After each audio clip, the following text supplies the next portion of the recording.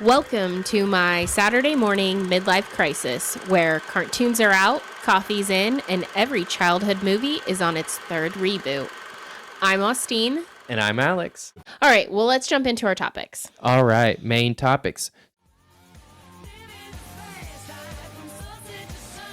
Okay, Summer House / Into the City. Have you watched any of Into the City? I haven't. Okay. I haven't. So now you're behind. That's okay. I'm behind on Into the City, but the new season of Jersey Shore is going, and it's like You gotta divide your time. That's my first love. That's my first reality TV love, and I don't know how you can ever turn your back on your first love.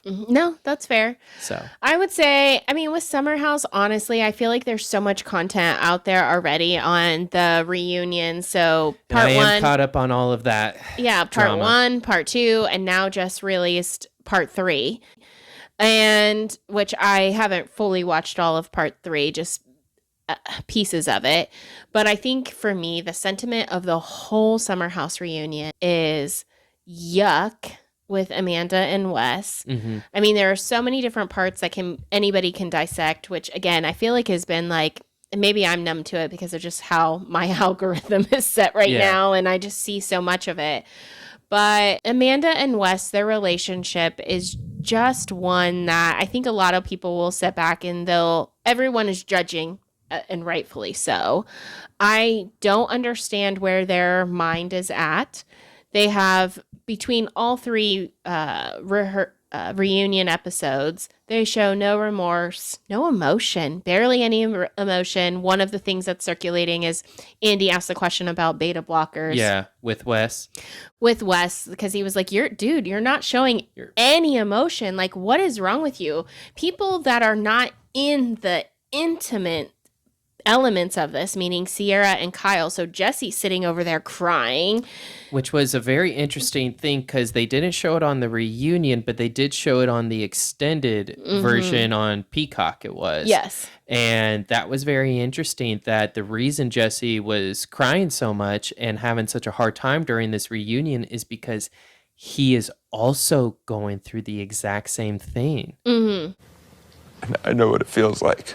Jesse's friends this summer hooked up with an ex of his. Literally, that's what he said. He was a little and lied emotional. about it. And lied about it. It literally happened to him. For months. Right. And so he's looking at Wes going, I don't know if I even have a brother anymore. And I get that because what is it that I always say? You are the average of the 5 people closest to you. And I don't believe that, and I'm not saying that to say that Jesse is just like them. I'm saying that because you could see it on his face, the realization of who he is surrounding himself with. Yeah. And that curtain is being pulled back, and he is seeing the true picture of the people who the true image of the people he's surrounding himself with. Yeah. And Sierra did a great job standing her ground, keeping her composure, yet really letting her feelings out. There are moments where, I felt for Kyle. Darn it. Why are they making me feel bad for Kyle? I don't want to feel bad for him. And not that I really felt all that bad, but there was a couple puppy dog moments that I couldn't help when Amanda was like, I just didn't like going out with Kyle. And it was like, and then he just sat there in his little like sad moment of like, oh, if she only liked going out with me, maybe our marriage could have lasted. Like, that's what I feel like the thoughts were going through his head. Even though she didn't like going out. Period. It had nothing to do with Kyle. Yeah. And it's just really ultimately an excuse. And the whole Summer House reunion really, everybody wanted the focus, as it should be on the Kyle, Amanda, Wes, Sierra, whatever is going on.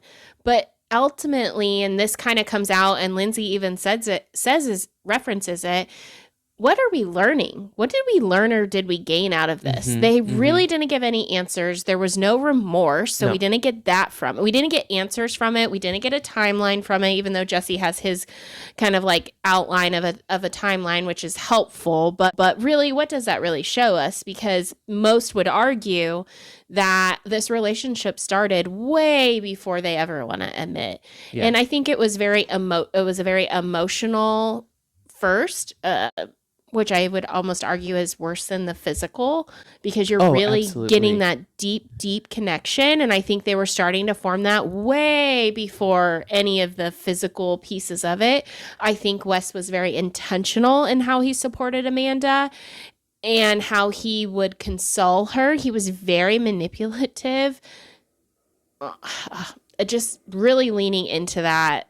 He knew what he was going to do. And what they've kind of said now is, when was the moment? What really happened? And both of them have admitted Wes pretty much was like, is there something going on here? And just to even know that that's how they bridged this, it's just disgusting. Yeah. He has totally manipulated her, and she's fell for it. And they're probably perfect for each other based on how they are.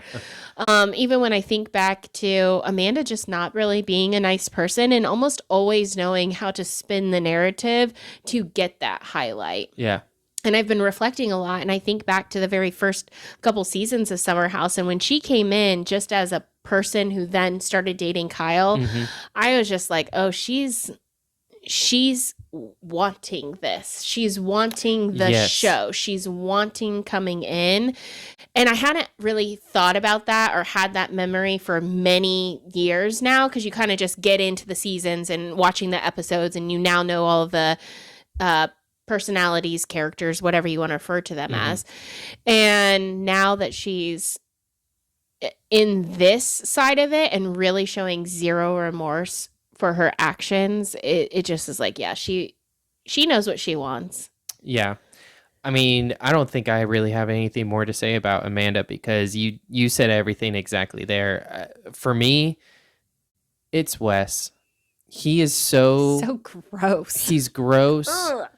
And I don't know if I'm not going to get into the whole beta blockers or anything like that, because I have no idea. But he was very emotionless, and that was very odd. I don't, especially when your friend is saying that, like, I don't know who you are. I don't know what our future is even going to look like, because I don't think You're good friends. Yeah, because that's the part I don't think Wes fully comprehended, was that his friends, he had an idea, okay, maybe Kyle, but he had no idea his other friends were going to start looking at him and go, oh, you're a snake. You know? And I think I think he was kind of in shock a bit.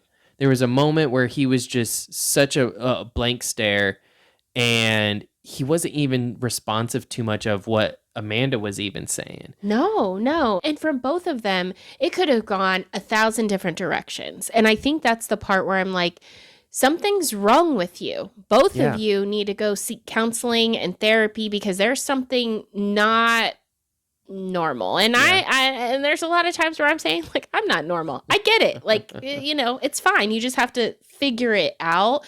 And they have a lot to unpack and kind of figure out. And for me, what I'm specifically referring to is that there was just, I guess, like 0 layers. They could have come in and they could have said, hey, I understand this is horrible. I hate the fact that I have done this, but there is such a deep connection. I've never felt this way before. And Kyle, I'm so sorry to say this, but now that I'm on this other side and in this new thing, because we were together for so long when I was so young, I never knew I could feel this way. That would suck for him to hear. But what a real powerful statement if that is truly how she feels. Right. Wes could have said something similar, you know? Yeah. Hey, I was going back and forth all summer because, Sierra, you are such a fabulous person, and I see that, and I really wanted there to be something, and I was almost forcing it, and I feel sick in saying that, but now I'm discovering this new,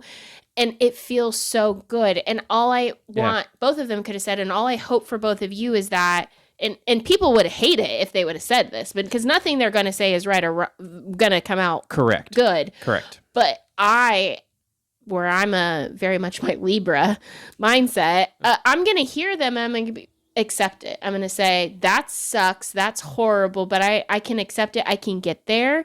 And maybe the storyline for next season can move on. But where they are, we're saying nothing, and the eye rolls and And I think- FUs. It was And horrible. I think what you described would have landed a lot better.